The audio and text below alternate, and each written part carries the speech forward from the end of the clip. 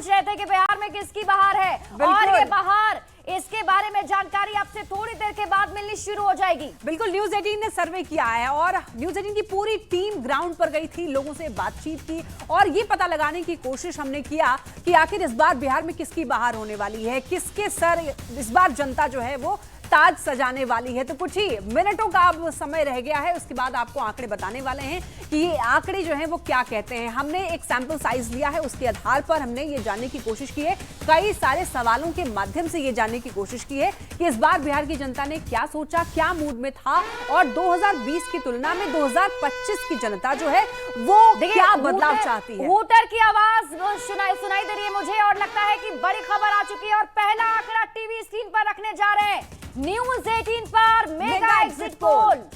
बिल्कुल, न्यूज 18 पर mega exit poll और पहले फेज में एनडीए को बढ़त मिलती हुई दिखाई दे रही है। एनडीए को 60 से 70 सीट पहले फेज के अकॉर्डिंग आपको बता रहे हैं, महागठबंधन को मिल रही है 45 से 55 के लगभग सीट और जनसुराज को 0 सीट, अन्य को भी 0।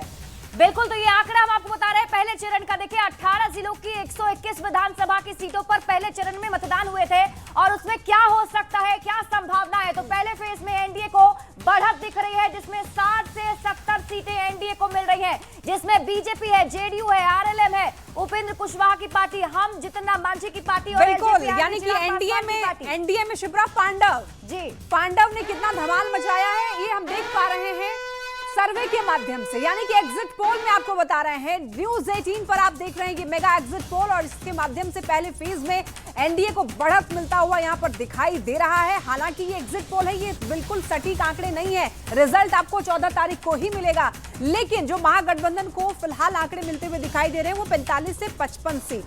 और जनसुराज जो कि नई नवेली पार्टी इस बार चुनावी मैदान में थी, उसके आंकड़े 0 ही नजर आ रहे हैं और अन्य के खाते में भी 0 ही जा सकते हैं, ऐसी संभावना है जो मेगा एग्जिट पोल न्यूज 18 ने किया है, जिसमें लोगों की राय जानी गई है कि इस बार बिहार में किसकी रहने वाली है बहार। तो पहले फेज में तो मुझे लग रहा है कि एग्जिट पोल के नतीजे ये जरूर बता रहे हैं कि एनडीए को बढ़त पहले फेज में मिल रही है। और न्यूज 18 मेगा एग्जिट पोल में सीधे आपको लिए चलते हैं जया के पास, उनके पास है और भी आंकड़े।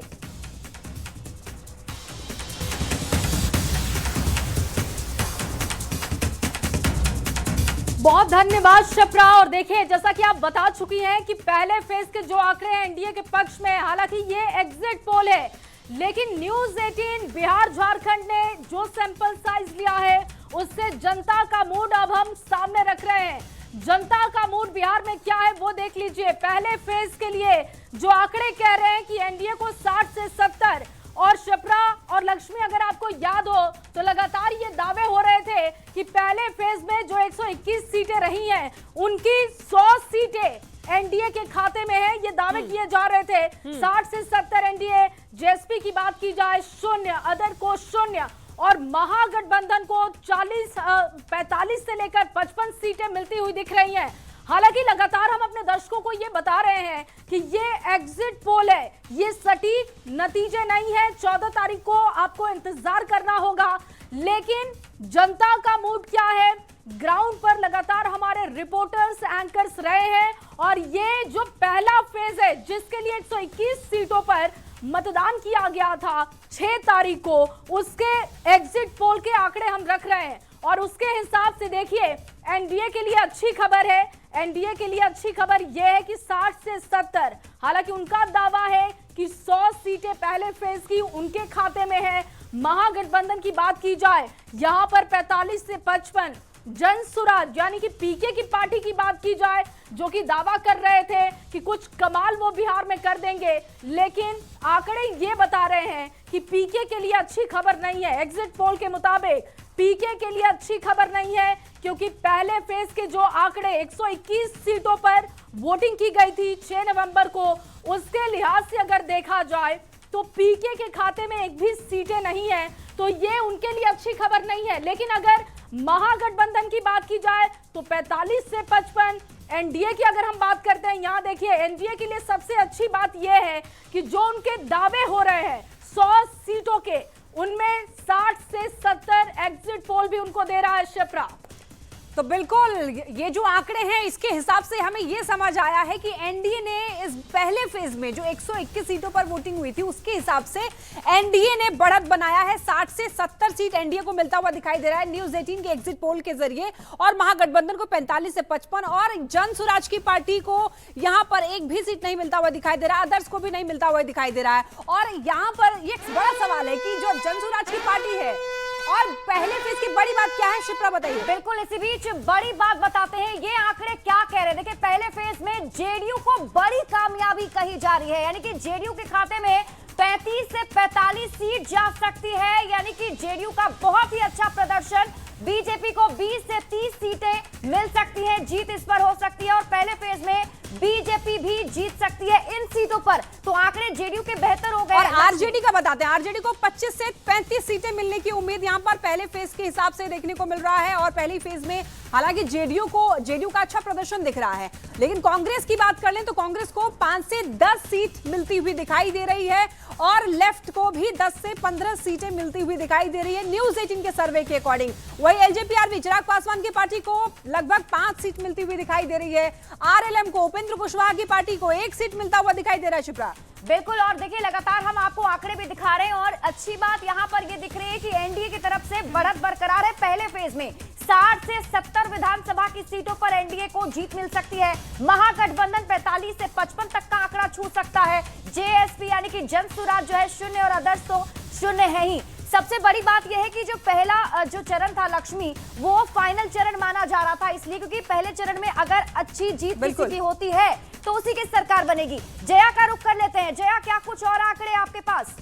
देखिए शिप्रा, क्योंकि लगातार एग्जिट पोल के जो आंकड़े आ रहे हैं वो हम अपने दर्शकों तक रख रहे हैं, और लगातार हम ये भी बता रहे हैं कि ये पहले चरण का एग्जिट पोल हम अपने दर्शकों को बता रहे हैं, क्योंकि दूसरे फेज के लिए, आखिरी फेज के लिए वोटिंग खत्म हो चुकी है 122 सीटों पर। वो आंकड़े भी अपने दर्शकों के सामने रखेंगे, लेकिन पहला चरण जिसमें 121 सीटें थी उनके फिलहाल ये आंकड़े हैं, और इन आंकड़ों के जरिए ये समझा जा सकता है कि एनडीए के लिए अच्छी खबर है। जैसा कि आप भी जानकारी दे रही थी कि पहले फेज में जेडीयू के खाते में ज्यादा सीटें हैं।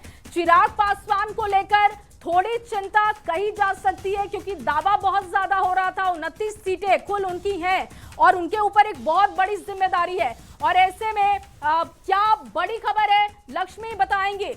बिल्कुल जया, और देखिए लगातार आप आंकड़े तो बता ही रही है, हमारे साथ गेस्ट पैनल भी जुड़ा हुआ है, तो उनसे भी एक रिएक्शन ले लेते हैं। और शुरुआत सबसे पहले बीजेपी प्रवक्ता मयंक जी से करेंगे, क्योंकि उनके लिए तो एग्जिट पोल में अच्छे आंकड़े दिख रहे हैं, 60 से 70।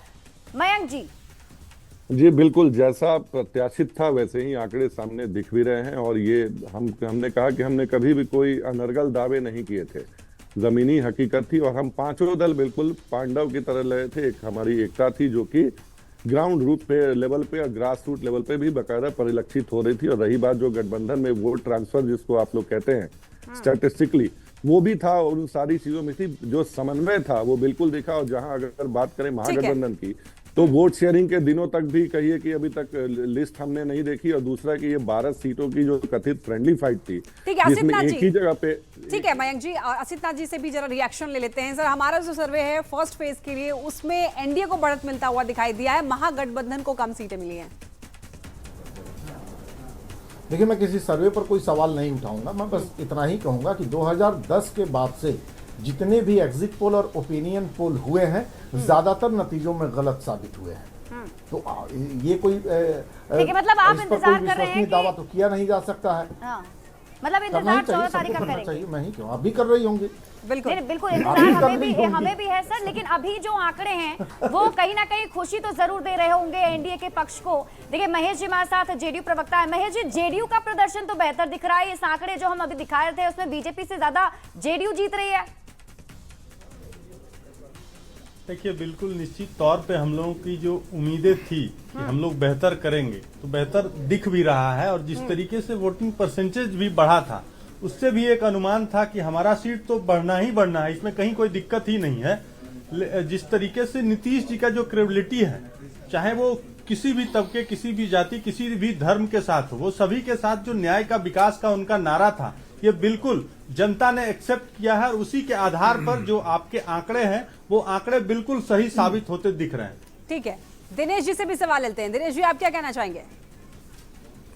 ये आपके चैनल के सर्वे हैं, ये जनता के आंकड़े तो 24 को ही आएंगे, 14 तारीख को ही आएंगे कि किसकी बढ़त होगी किसकी नहीं होगी। जाहिर तौर पर रिजल्ट तो वही है सर, हम बार बार यही कह रहे हैं सर कि और सटीक तो नहीं है। आपके चैनल पे हमने जुड़े कई और चैनल भी देख लिया, हम इसी बीच एबीसी और चाणक्य और आज तक कई देखे तो कई जगह इंडिया को बढ़त है, कहीं एनडीए को बढ़त है, लेकिन जनता किसको बढ़त देगी 14 को